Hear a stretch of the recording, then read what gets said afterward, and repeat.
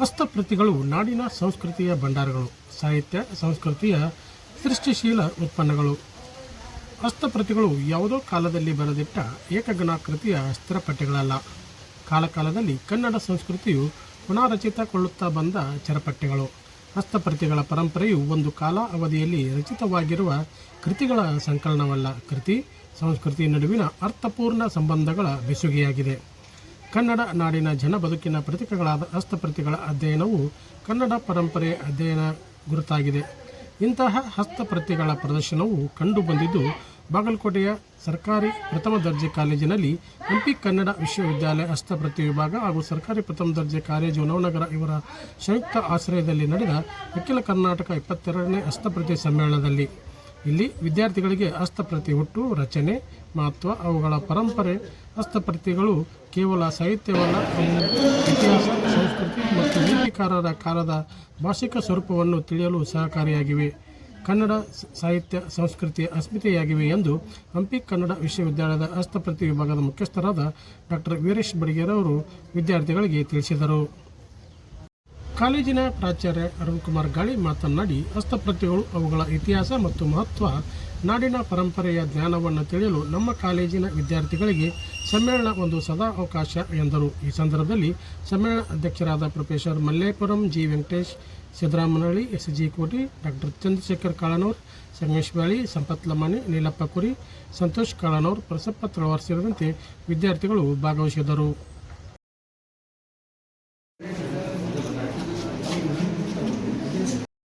ಮೊದಲು ಅರ್ಧ ಭಾಗ ಮಾಡಿ ಆಮೇಲೆ ಅರ್ಧ ಭಾಗ. ಇಲ್ಲಿ ನಾವು ಯಾವ ಒಂದು ಸ್ವಲ್ಪ ಕೂಡ ವ್ಯತ್ಯಾಸ ಆಗಲ್ಲ, ಅಷ್ಟು ಅದ್ಭುತವಾಗಿ ಅದು ಮಾಡಿರ್ತಾರೆ. ವೃಷಭೋದ್ಧರಣೆ, ಎತ್ತು ವೃಷಭ, ಅದು ಅದೇ. ಇದು ತಾಳೆಗರಿ ಮೇಲೆ ಇದು ಉದ್ಧರಣೆ ಪಟ್ಟಲ್ಲ, ಇದು ಬಟ್ಟೆ ಮೇಲಿದೆ, ಪೇಪರ್ ಮೇಲಿದೆ. ಇದು ನಮ್ಮ ಕುಷ್ಟಗಿ ತಾಲೂಕು ಲಿಂಗನ ಬಂಡಿಯಲ್ಲಿ ಬಸಯ್ಯ ಸ್ವಾಮಿಗಳು ಅಂತ ಹೇಳಿ ಅವರದ್ದು ಮೊದಲನ್ನ ದಾನವಾಗಿ ಹಸ್ತಪ್ರತಿ ವಿಭಾಗ ಕೊಟ್ಟಿರ್ತಕ್ಕಂಥ. ಇದು ತಾಮ್ರಪತ್ರ ಅಂತ ಹೇಳಿ, ಈಗ ನಾವೇನು ರೆವಿನ್ಯೂ ರೆಕಾರ್ಡ್ ತಗೊಳ್ತೀವಿ ಒಂದು ತಹಸೀಲ್ದಾರ್ ಆಫೀಸಲ್ಲಿ, ಆ ಕಾಲದಲ್ಲಿ ಯಾರಾದರೂ ದಾನ ಧರ್ಮ ಕೊಟ್ಟರು ಅಥವಾ ಹೊಲಗಳ ಉಂಬಳಿ ಕೊಟ್ಟರೆ ಈ ಥರ ತಾಮ್ರಪತ್ರದ ಮೇಲೆ ಬರೋದು. ಇಲ್ಲಿ ಈ ಥರ ಉಂಗುರ ಹಾಕಿ ಇಲ್ಲಿ ರಾಜಮುದ್ರೆ ಇರ್ತಿತ್ತು. ಈ ಉಂಗುರದ ಮೇಲೆ ಆ ರಾಜಮುದ್ರೆ ಹಾಕಿ ಅವ್ರು ಯಾರಿಗೆ ಅಥವಾ ವೀರರಿಗೆ ಆಗ್ಬೋದು ಅಥವಾ ಇನ್ಯಾರಿಗೆ ಸಾಮಾಜಿಕ ಕೆಲಸ ಮಾಡಿದಂಥವ್ರಿಗೆ, ಯಾವುದೋ ಸಾಮಾಜಿಕ ಪ್ರಯೋಜನ ಮಾಡಿದವ್ರಿಗೆ ಈ ಥರ ತಾಮ್ರಪತ್ರದ ಮೇಲೆ ಆಗ ಉಂಬಳಿಯನ್ನು ಹಾಕಿಕೊಟ್ಟಿದ್ರು, ದಾನಪತ್ರ ಕೊಡ್ತಿದ್ರು. ಇದೊಂದು ದಾನಪತ್ರ. ಈಗ ನೀವು ನಮ್ಮಲ್ಲಿ ಬಾಗಲಕೋಟೆ ಅಡತಿ ಬಜಾರ್ ಹೀಗಿಲ್ಲ. ಇದು ಏನು ಮಾಡ್ತಾರೆ, ಡೈಲಿ ಡೈರಿ ಇದ್ದಂಗೆ ಏನು ಬಂದಾಗಿಂದ ಏನು ಬಂತು, ಏನು ಕೊಟ್ಟಿವಿ, ಯಾರಿಗೆ ಏನು ಕೊಟ್ಟಿವಿ, ಯಾರು ಬಂತು ಅನ್ನುವಂಥದ್ದನ್ನು ಮಾಹಿತಿಗೋಸ್ಕರ. ಇದು ಒಂದು ಕಾಟನ್ ಬಟ್ಟೆ. ಕಾಟನ್ ಬಟ್ಟೆಯನ್ನು ನಾವು ಯಾವುದನ್ನ ಹುಣಸಿ ಬೀಜ, ಹುಣಸಿ ಪಕ್ಕ ಅಂತ ಕರೀತೀವಲ್ಲ, ಹುಣಸಿ ಬೀಜ ಪಕ್ಕ ಮತ್ತು ಇಡ್ಲಿ ಅದನ್ನು ರಾಡಿಯಾಗಿ ಗಂಧದಂಗ ತೇದು ಇದ್ರ ಮೇಲೆ ಬಟ್ಟೆ ಮೇಲೆ ಹಚ್ಚಿ ಪುಸ್ತಕ ತಯಾರು ಮಾಡ್ತಿದ್ವಿ. ಯಾವ್ದು ಕಪ್ಪು ಹೊಲಿಗೆ ಅಂತ ಏನು ಕರಿತೀವಲ್ಲ, ಕಡಿತ ಅಥವಾ ಕಡತ ಅಂತೇಳಿ ಆಗಿನ ಕಾಲದಲ್ಲಿ ಕರಿತಿದ್ರು. ಅಚ್ಚ ಕನ್ನಡದಲ್ಲಿ ಬರಿತಾ ಇದ್ವಿ. ನಾವು ಬಳಪ ಅಂತ ಕರಿತೀವಿ. ಇದು ಬಳಪದಿಂದ ಬರೆದಿದ್ದಲ್ಲ, ಈ ಕಟಗನ್ ಸಿಗ್ತಾವೆ ಕೆಲವು ಹೊಲಗಳಲ್ಲಿ ಒಡ್ನ್ಯಾಗ ನೀರು ಹೋಗೋ ಜಾಗದಲ್ಲಿ, ಅಂತ ಕಟಗನ್ನ ಪೆನ್ಸಿಲ್ ಮಾಡಿ ಬರೆದಿರ್ತಕ್ಕಂಥದ್ದು. ಕನ್ನಡ ಅಂಕಿ ಮತ್ತು ಅಕ್ಷರಗಳನ್ನು ಬಳಸಿದ್ದಾರೆ. ಇದು 250 ವರ್ಷ ಹಿಂದಿರ್ತಕ್ಕಂಥ. ನಾವು ಇದರಿಂದ ಏನು ಬರ್ತಾ ಇತ್ತಪ್ಪ ಅಂತಂದ್ರೆ, ಬ್ರಿಟಿಷ್ ಪೂರ್ವ ಭಾರತದಲ್ಲಿ ನಮ್ಮ ಶಿಕ್ಷಣ ಪದ್ಧತಿ ಆಗ್ಬೋದು, ಜೀವನ ಪದ್ಧತಿಗಳಾಗ್ಬೋದು, ಸಾಮಾಜಿಕ ಪದ್ಧತಿಗಳಾಗಲಿ, ಬರಹ, ಓದು ಹೇಗೆ ಪ್ರಚಲಿತವಾಗಿತ್ತು ಅನ್ನಲಿಕ್ಕೆ ನಮ್ಗೆ ಇದು ಮಾದರಿಯಾಗಿ ಸಿಗ್ತಾವೆ ಅಂತ. ನಾವು ಯಾವ್ದನ್ನ ಕೋರಿ ಸೆಟ್ರು, ಕೋರಿ ಅಂತ ಅಂತ ಸಮುದಾಯಗಳು ಇದನ್ನು ತಯಾರು ಮಾಡ್ತಿದ್ರು ಅಂತ. ಇದು ಸುಮಾರು 30 ಅಡಿ ಉದ್ದ ಇದೆ ಸರ್. ಈ ಫೋಲ್ಡಿಂಗ್ ಹಿಂಗೇನೆ ಮಾಡ್ಬೇಕು. ಮತ್ತೆ ಯಾವುದೋ ನಾವು ಬುಕ್ಸ್ ಅಲ್ಲಿ ಮೊದಲ ಪೇಜಲ್ಲಿ ಕೊನೆ ಪೇಜಲ್ಲಿ ಡ್ರಾಯಿಂಗ್ ಬಿಡಿಸ್ತಿರ್ತೀವಿ, ಹೌದಾ? ಮೊದಲ ಪೇಜ್ ಯಾಕೆ ಖಾಲಿ ಬಿಟ್ಟಿರ್ತೀವಿ? ನಿಮ್ಮ ನೋಟ್ ಪುಸ್ತಕದ ಮೊದಲ ಪೇಜ್ ಯಾಕೆ ಖಾಲಿ ಇರ್ತದೆ? ಯಾರು ಹೇಳಿದ್ರು ನಿಮ್ಗೆ? ಯಾರು ಹೇಳಿದ್ರು ನಿಮ್ಗೆ? ಆದ್ರೂ ಮೊದಲ ಪೇಜ್ ಖಾಲಿ ಬಿಟ್ಟಿರ್ತೀವಿ. ಹಸ್ತಪ್ರತಿ ಅಲ್ಲಿಂದ ಬಂದಿರತಕ್ಕಂಥದ್ದು. ಹಸ್ತಪ್ರತಿಯ ಮೇಲೆ ಕೆಳಗಡೆ ಖಾಲಿಗರಿ ಇರ್ತಿದ್ರು, ಒಂದು ಪ್ರೊಟೆಕ್ಷನ್ ದೃಷ್ಟಿಯಿಂದ. ಮತ್ತೊಂದು ಯಾರಾದ್ರೂ ಗ್ರಂಥಾಲಯಕ್ಕೆ ಬಳಕೆಗೆ ಬಂದಾಗ ಬರ್ಕೊಂಡು ಹೋಗ್ಲಿಕ್ಕೆ ಅನ್ನೋ ಕಾರಣಕ್ಕೆ ಖಾಲಿ ಹಾಳೆಯನ್ನ ಅಥವಾ ಖಾಲಿ ಪೇಜನ್ನು ಇಡ್ತಾ ಇದ್ರು. ಅದೇ ಪರಂಪರೆನ ನೀವು ಮುಂದುವರಿಸಿಕೊಂಡು ಬಂದಿದ್ದೀರಿ. ಅಂದ್ರೆ ಏನ್ ಬಣ್ಣ ಬಳಸಿದ್ದಾರೆ ಹೆಚ್ಚು? ಕೆಂಪು, ಕಪ್ಪು ಕಾಣಿಸ್ತದೆ. ಈಗ ನೀವೆಲ್ಲ ಬಟ್ಟೆ ರೇಷ್ಮೆ ಸೀರೆಗಳನ್ನ ಗಟ್ಟಿ ಬಟ್ಟೆ ತುಂಬಿರ್ತೀವಿ. ಯಾಕೆ ರುಚಿ ಹತ್ತು ಬರೋದು ಬಟ್ಟೆಗೆ ಅದು ಘಾಟ್ ವಾಸನೆ ಇರ್ತದೆ. ಹಾಗಾಗಿ ಬಟ್ಟೆ ಯಾಕೆ ಬಳಸುತ್ತಂದ್ರೆ ಬಟ್ಟೆ ಘಾಟಕ್ಕೆ ನುಸಿ ಬರ್ತಿದ್ದಿಲ್ಲ. ಹಾಗಾಗಿ ಬಟ್ಟೆಯನ್ನು ಬಳಸ್ತಾರೆ. ಇವತ್ತು ನಿಮ್ಗೆ ಹಸಿರು ಬಳಸ್ತೀರಿ, ಎಲ್ಲೋ ಬಳಸ್ತೀರಿ, ಕೆಂಪು ಬಟ್ಟೆ ಬಳಸ್ತೀರಿ. ಹೀಗಾಗಿ ಮಾಡ್ಕೊಡ್ತೀವಿ. ಇದರಲ್ಲಿ ಚಿತ್ರ ಇದೆ, ಆಮೇಲೆ ಕೊನೆಯಲ್ಲಿ ಟೆಕ್ಸ್ಟ್ ಇದೆ ನೋಡ್ಬೋದು. ಸ್ವಲ್ಪ ಬಂದ ನಾಗಬಂದ ಇದೆಲ್ಲ ಮಸಿ ರೆಡಿ ಮಾಡಿದ್ದಾರೆ. ಇದು ಲಿಂಗೋದ್ಧರ ಕಲರ್ ಬಜಾರ್ನ ತಗೊಂಡ್ಬಂದಿರ್ತಕ್ಕಂಥದ್ದಲ್ಲ. ಇದು ಹೂವು, ಹಣ್ಣು, ಬೇರೆ ಬೇರೆ ಬಂಧದ ಬೀಜಗಳ ಮೂಲಕ ಮಾಡಿರ್ತಕ್ಕಂಥ ಸುರುಳಿಯಲ್ಲಿ ಮಾಡ್ತಾ ಇದ್ರು. ಇದು ಕೂಡ ಬೇರೆ ಬೇರೆ ಬಂಧಗಳಿಂದ ನೋಡ್ಬೋದು. ಪೇಪರ್ ಮೇಲೆ ಕೂಡ ಋಷಿ ಓದ್ತಾರೆ.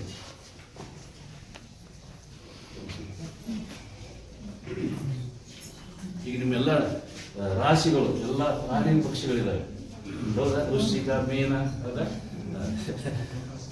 ನಿಸರ್ಗಕ್ಕೂ ಮತ್ತು ನಮ್ಮ ದೇಹದ ಪ್ರಕೃತಿ ಇರ್ತಕ್ಕಂಥ ಸಂಬಂಧಗಳನ್ನು ಸೂಚಿಸ್ತಕ್ಕಂಥ ಕೆಲಸವನ್ನು ನೀವು ಮಾಡ್ತೀವಿ. ಪಂಚಭೂತಗಳು ಅಂತ ಏನು ಕೇಳಿದಿಲ್ಲ, ಹೀಗೆ ಮಾನವತೆ ಬರ್ರಿ. ನಿಮ್ಮ ಒಳಗಡೆ ಇವೆಲ್ಲ ಇರ್ತಾವ. ಈ ಪ್ರಾಣಿಗಳು ನಿಮ್ಮ ದೇಹದಲ್ಲಿ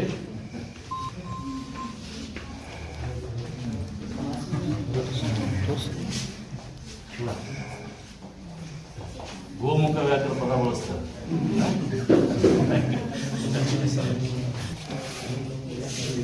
ಶಿಕ್ಷಕರು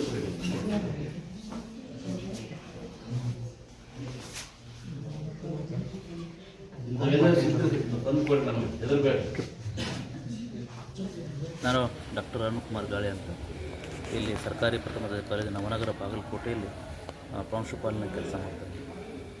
ಭಾಳ ಸಂತೋಷ ಆಗೋ ಖುಷಿ ವಿಚಾರ ಹೇಳ್ತೇನೆ. 30 ಮತ್ತು 31 2 ದಿವಸ ನಮ್ಮ ಕಾಲೇಜಿನಲ್ಲಿ ಹಂಪಿ ವಿಶ್ವವಿದ್ಯಾಲಯ ಮತ್ತು ಸರ್ಕಾರಿ ಪ್ರಥಮ ದರ್ಜೆ ಕಾಲೇಜುಗಳ ಸಹಯೋಗದಲ್ಲಿ ಅಖಿಲ ಕರ್ನಾಟಕ 22ನೇ ಹಸ್ತಪ್ರತಿ ಸಮ್ಮೇಳನ ನಮ್ಮ ಕಾಲೇಜಲ್ಲಿ ನಮಗೆ ಅವಕಾಶ ಸಿಕ್ಕಿರೋದು ತುಂಬ ಖುಷಿ ಹಾಗೂ ಹೆಮ್ಮೆ ಅನಿಸುತ್ತೆ. ಮುಖ್ಯವಾಗಿ ಹಸ್ತಪ್ರತಿಗಳ ಬಗ್ಗೆ ವಿದ್ಯಾರ್ಥಿಗಳು ಈಗಿನ ಆಧುನಿಕ ಯುಗದಲ್ಲಿ ಕಂಪ್ಯೂಟ್ರು, ಲ್ಯಾಪ್ಟಾಪು, ಸೋಷಿಯಲ್ ಮೀಡಿಯಾಗಳಲ್ಲಿ ಬಹಳಷ್ಟು ಬ್ಯುಸಿಯಾಗಿರ್ತಾರೆ. ಕಾಲೇಜಲ್ಲಿ ಬರೀ 4 ಗೋಡೆಗಳ ಮಧ್ಯೆ ಬರೀ ಪಾಠ ಪ್ರವಚನ ಅಷ್ಟೇ ಮಾಡ್ತಾರೆ. ಆದರೆ ವಿದ್ಯಾರ್ಥಿಗಳಿಗೆ ಹೆಚ್ಚಿನ ಓದು, ಅವರ ಹೆಚ್ಚಿನ ಚಿಂತನೆ ಮಾಡೋಕ್ಕೆ ನಾವು ಕಾಲೇಜಲ್ಲಿ ಅದಕ್ಕೆ ತಕ್ಕನಾಗಿ ಪೂರಕವಾಗಿ ಅದಕ್ಕೆ ತಕ್ಕನಾಗಿ ಕ್ಲಾಸುಗಳು, ತರಗತಿಗಳು ನಡೀತಾ ಇರಲ್ಲ. ಆದರೆ ಇಂತಹ ಹಸ್ತಪ್ರತಿ ಸಮ್ಮೇಳನ ನಮ್ಮ ಕಾಲೇಜಲ್ಲಿ ನಡೀತಿರೋದ್ರಿಂದ ನಮ್ಮ ವಿದ್ಯಾರ್ಥಿಗಳಿಗೆ ಶೈಕ್ಷಣಿಕವಾಗಿ ಒಂದು ಹೊಸ ವಿಚಾರಗಳು ಗೊತ್ತಾಗುತ್ತೆ. ಯಾಕಂದರೆ ವಿದ್ಯಾರ್ಥಿಗಳಿಗೆ ಹಸ್ತಪ್ರತಿ ಅನ್ನೋದು ಕೇಳಿಲ್ಲ, ಹಸ್ತಪ್ರತಿ ಅಂದರೆ ಏನಂತ ಗೊತ್ತಿಲ್ಲ, ನೋಡೂ ಇಲ್ಲ. ಆದರೆ ಇಲ್ಲಿ ಎಲ್ಲದಕ್ಕೂ ಅವಕಾಶ ಇದೆ.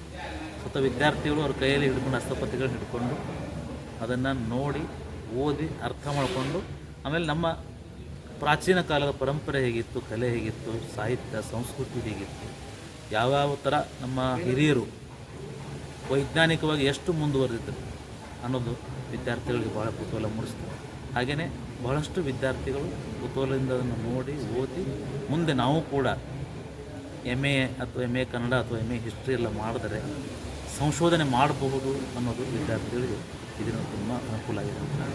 ನಮಸ್ಕಾರ, ನಾನು ಪ್ರೊಫೆಸರ್ ವೀರೇಶ್ ಬಡಿಗೇರು, ಕನ್ನಡ ವಿಶ್ವವಿದ್ಯಾಲಯ ಹಸ್ತಪ್ರತಿ ಶಾಸ್ತ್ರ ವಿಭಾಗದ ಮುಖ್ಯಸ್ಥರಾಗಿ ಕೆಲಸ ಮಾಡ್ತಿದ್ದೀನಿ. ಇವತ್ತು ನಾವು ಸರ್ಕಾರಿ ಪ್ರಥಮ ದರ್ಜೆ ಕಾಲೇಜು ನವನಗರ ಬಾಗಲಕೋಟೆಯಲ್ಲಿ 22ನೇ ಹಸ್ತಪ್ರತಿ ಸಮ್ಮೇಳನವನ್ನು ಪ್ರೊಫೆಸರ್ ಮಲ್ಲೇಪುರಂ ಜಿ ವೆಂಕಟೇಶ್ ಅವರ ನೇತೃತ್ವದಲ್ಲಿ ಅವರ ಸರ್ವಾಧ್ಯಕ್ಷತೆಯಲ್ಲಿ ಮಾಡ್ತಾಯಿದ್ದೀವಿ. ಈ ಸಮ್ಮೇಳನದ ಉದ್ದೇಶ ಕೇವಲ ಒಂದು ಜಾತ್ರೆ ಥರ ಮಾಡುವಂಥದ್ದಲ್ಲ, ಜಾತ್ರೆಯ ಜೊತೆಗೆ ಒಂದು ಸಾಂಸ್ಕೃತಿಕ ಜಾಗೃತಿಯನ್ನು ಮೂಡಿಸಬೇಕಾಗಿದೆ. ಈ ಹಸ್ತಪ್ರತಿಗಳಂತಂದ್ರೆ ಏನು ಅಂತಂದ್ರೆ, ನಮ್ಮ ಹಿಂದಿನ ಬ್ರಿಟಿಷ್ ಪೂರ್ವ ಭಾರತದಲ್ಲಿ ಅಥವಾ ಮುದ್ರಣ ತಂತ್ರಜ್ಞಾನ ಬರುವ ಪೂರ್ವದಲ್ಲಿ ನಮ್ಮ ಹಿರಿಕರು ನಮ್ಮ ಜ್ಞಾನ ಪರಂಪರೆಯನ್ನು ಹೇಗೆ ಮುಂದುವರಿಸ್ಕೊಂಡು ಬಂದರು, ನಮ್ಮಲ್ಲಿ ಜ್ಞಾನಾರ್ಜನೆ ಹೇಗಾಗಿ ಆಗ್ತೈತೆ ಅಂತನ್ನು ತಿಳಿಸುವಂಥ ಕೆಲಸವನ್ನು ಮಾಡ್ತೀವಿ ಅನ್ನುವಂಥದ್ದು. ಹಸ್ತಪ್ರತಿಗಳನ್ನು ಸಾಮಾನ್ಯವಾಗಿ ಮೌಢ್ಯ, ಅದರಲ್ಲಿ ಮಾಟ ಮಂತ್ರ ಇರ್ತನ್ನುವಂಥದ್ದು, ಈ ಥರ ಮೌಢ್ಯ ಕಲ್ಪನೆ ಸಮಾಜದಲ್ಲಿದೆ.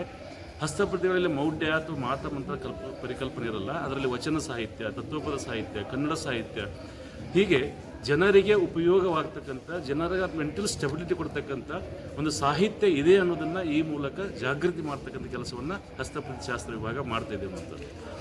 ಈ ಹಸ್ತಪ್ರತಿ ಪ್ರದರ್ಶನ ಕೂಡ ನಾವೆಲ್ಲ ಮಾಡಿದ್ದೇವೆ. ಕಾರಣ ಏನು ಅಂತಂತಂದರೆ ಆ ಹಸ್ತಪ್ರತಿಗಳನ್ನು ನೋಡುವ ಮೂಲಕ ಮಕ್ಕಳಲ್ಲಿ ಒಂದು ಪುಸ್ತಕದ ಕುರಿತು ಪ್ರೀತಿ ಹುಟ್ಟಬೇಕು, ಓದಿನ ಕುರಿತು ಪ್ರೀತಿ ಹುಟ್ಟಬೇಕು ಅನ್ನುವಂಥ ಕೆಲಸವನ್ನು ಕೂಡ ನಾವು ಮಾಡ್ತಾ ಇದ್ದೇವೆ ಅನ್ನುವಂಥದ್ದು.